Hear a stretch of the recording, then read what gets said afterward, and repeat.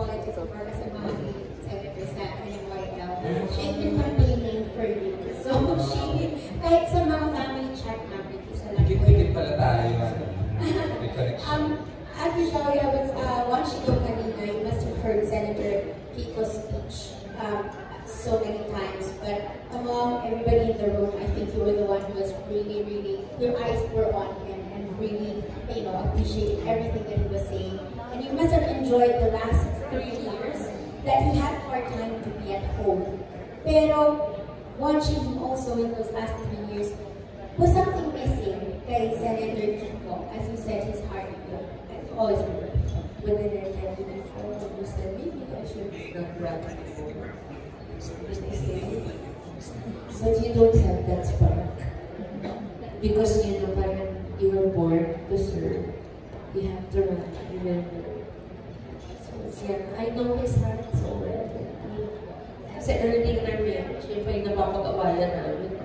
Gusto mo, sa'yo na lang siya. But then it's not how we know. So, we have to give back to a country that's been so good to us, especially me. Nakikiusap na kami pagbagyan siya. Paano mag-serve?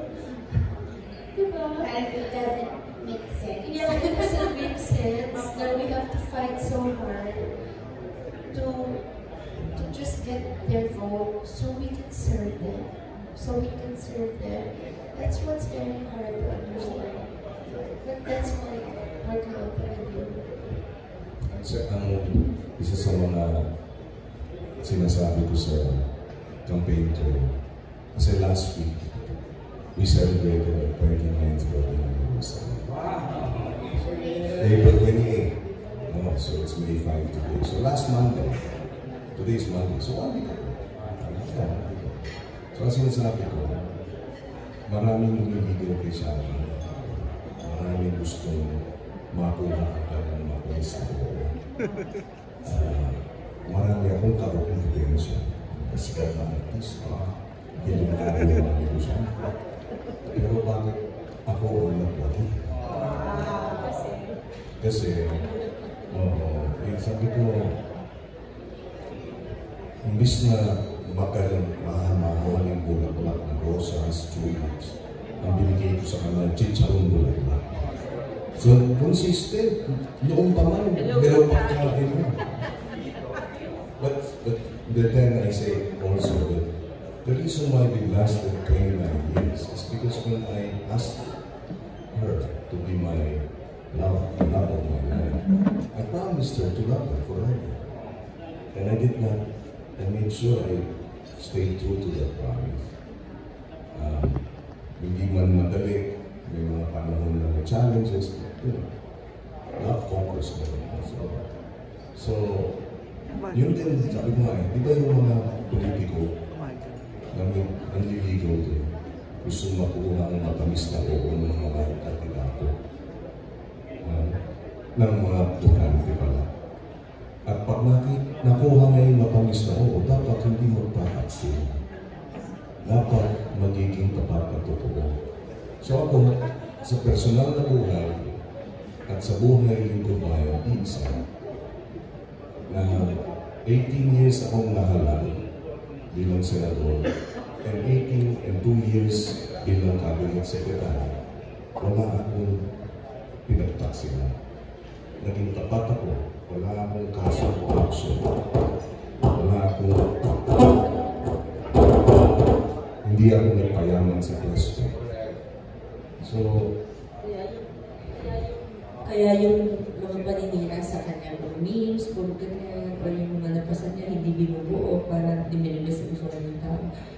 Kasi hindi nila masabi, magnanakaw yan, kasama sa olibolya yan, o may bahay ng skandalo yan. Mga sila masabi gano'n. So doon na lang nila kayo nakuha. Hindi naman namin challenge nila. So ang ating pakiusap sa ating mga voters on May 12, busisiin ng gusto. Huwag basta maniniwala sa matatamis na salita. Tingnan mo yung track record, tingnan kung merong bang kasong ano man yan, merong bang background, o merong bang pangakong napako. Tingnan natin at doon natin piliin yung karapat. Meron din siguro isang hindi ko nabanggit kanina, but one of our advocacies, well, it's a food security. Pero kasama sa food security, siyempre, paano natin i-address itong problema ng gutom, lalo na sa mga kabataan at estudyante. May mga datos na nagsasabi, marami sa mga anak natin, about a third of our children are suffering from malnutrition and various degrees of stunting. That's a huge amount. That's because of inaccessibility of nutritious, healthy food. Kulang. So ang ating proposal, 30% of those who have school meals end up continuing to graduate. In other words, nagda-drop out pag walang school meals. May mga eskwelahan, public schools na may school meals, depende, merong wala. Makikita ninyo sa resulta, pag may school meals, they continue on. Maganda ang performance sa math, science, sa mga test, kumpara dun sa mga walang school meals. So to address that, we must have free breakfast sa elementary, high school, at preschool. Sa lahat ng pampublikong paaralan, number one, so that we are able to address quality education that our children deserve. And second, hanggang kalahati ng pagkain na ihahain sa lahat ng pampublikong paaralan ay dapat binibili direkta sa mga magsasaka na lokal at mangingisda na lokal. Gulay, baboy, manok, itlog, para sila rin, ang farmers, alam nila, naku, gobyerno ang bibili sa tamang presyo, magtatanim ba ako ng mas marami. Pag mas marami na nga ang tanim, mas marami ang aanihin, alam nilang hindi sila pinaparat, gaganda ang kanilang kita, gaganda rin ang supply ng pagkain, win-win tayo. Makes sense talaga, ano sa natin. And it's being done in Indonesia, in Thailand, in Japan, in Italy, in France, because precisely it works. From daycare to grade 12. We can do it in stages kasi it may be a huge amount outright, but it has to be done in a period, let's say, of 3 years, that we will complete it, but we have to start so that it can be done. And then, food security. Yes. Okay, thank you, Stessa. Okay, at this point, what she learned about this get-together with the media, sabi niya, I wanted to come. Immediately, she informed her manager, who is very close to the senator. But before I call her in, I'd like to call him muna, another person, a good theater actor, a staunch supporter of the Senator Kiko Pangilinan. Please welcome to join us here, surprise star, Fee Palmos, the star of the musical Delia D. Ayan. Fee, halika, message ka naman, bati ka. Ayan. Sige, later mag-upload na tayo, ha? Ayan. Oh. Nagkasama kayo na isa? Never pa. Napakuro sa inyo. Alaga namin sa Dreamscape niya, si Fee. Fee, your message to our Ilamega and Karisha, please. Hello po, magandang hapon po sa inyong lahat. Kanina, nung dumating ako, umiiyak si Ate Shawi. As a Sharonian, hindi ko kaya umiiyak ka. Sa mga naloloka ako. Pero kanina, pinag-usapan din namin na hindi tayo dapat maging somber. I mean, your mood should always be triumphant because we have a great candidate in our midst. And dapat doon kaagad, panalo na talaga dapat tayo. Hindi natin iniisip na it's hard at the Shawi, it's hard po, si Kiko. Pero hindi eh. Sanay tayong lumaban. Sanay tayong maniwala sa pag-asa at sanay tayong maniwala sa kabutihan. And that's what we're fighting for. Kanina iniisip ko, sana naman hindi kung sino-sino lang yung nasa Senado na ilalagay natin. And I think connected kasi na bakit ba mahirap ngayon sa bansa? And I think kanina pinag-usapan namin ni Ate Isa, it's really about food. Binukin mo na. Charito na. Sorry. It's really about food eh. Maraming nagugutom at kailangan natin sa Senado yung taong nakakaintindi kung paano matatapos yung problema natin sa kagutuman. At parang nag-iisa lang yung taong pinaka-nakakaintindi mula sa mga magsasaka, mula sa ating food security, mula sa kung paano natin mapapababa ang ating mga kakainin sa araw-araw. At si Senator Kiko lang, siya lang po yun. So, I would like to implore that everyone to huwag na tayong mag-isip. Kasi hindi naman na kailangang pinag-iisipan pa kung sino yung mga isusulat natin at shishingda natin sa balota. Kung lagi natin sinasabi na paulit-ulit na siya na naman, ako wala akong pakialam kung si Senator Kiko ulit ng paulit-ulit because the track record speaks for itself. Lagi siyang nandyan kung sa pagpaparaya lang. Pwede namang tumakbo si Sen Kiko nung time ni Lenny, pero nandun pa din yung pagpaparaya niya na hindi, tulungan natin. It's not really for himself, but it's really for the Filipino people. It's really para sa ating lahat. At sana yun yung makita. Sige, huwag na yung track record or whatsoever, pero sana makita yung puso. And we Filipinos are very much in tune with our emotions. At sana yung puso niya noong siya ay senador pa lamang na nagsisimula na hanggang ngayon, ilang dekada na siyang magsaserve dito sa atin. Sana yun yung mas tumingo sa lahat ng boboto next week. I know it's crunch time, but may time pa. It's crunch time, pero may time pa. May panahon pa. And sana matulungan natin na mas i-push pa natin si Sen Kiko dahil kailangan po kayo sa Senado. With everything that's happening. Yun po, thank you so much. Pwede mag-react lang. Go ahead, Senator. May datos ang SWS about voting behavior. And sinabi nila, up to 21% of voters decide in the last 10 days, the last 2 weeks.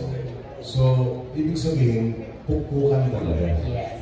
So, we need to keep the message out there. Thank you, Fee, for reminding us. We are statistically tied from number 10 and number 9, 10, 11, and 12. So, a bit more of a push. Convinced that 21% continue to think who will be there. And endorse us, support us, upload why you're voting for us. Sabi, mag-house to house pa rin ng ating mga kababayan. Pero mag-upload ng video, bakit namin sinusuportahan si Kiko, si Ma'am, para i-share. At palagay ko, magkakaroon ng magandang sorpresa para sa kababayan natin sa araw ng halalan. Most of us, the theater community, wala po kayong isipin. Work forward. Salamat. Thank you, Fee. Okay, please take our photo of Fee. Giving us seat, please. And of course, ito lang kanina, introduce na ako, sabi ko, excited ako makita. Kasi talagang, ibang puso din itong babae. The award-winning Isa Calzado is here with us. Openly supporting and publicly supporting Senator Kiko Pangalinan's candidacy. Of course, as we all know, she's one of our best regal babies. And she's wearing a Kiko Pangilinan color. Ayaw naman. Ako lang. Correct. Congrats, please, to Delia Diha. She is the star of Delia Diha musical. Okay. Isa! Hello, greet everyone. Mga ano mo, lumaki sa mata mo.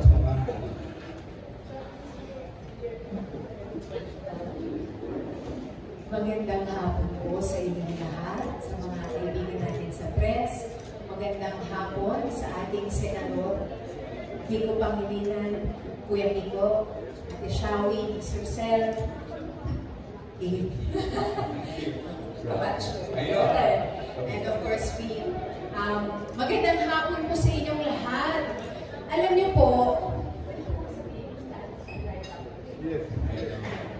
po, today, dapat sa Lucena City kami magkasama ni Kuya Kiko. Pero dahil sa mga di inaasahang pagkakataon ay sa Quezon City tayo napunta. At baka ito talaga ang tinakda ng Panginoon para sa atin. Quezon pa rin, di ba? Ako na, hinilabutan ako. Hinilabutan, di ko alam.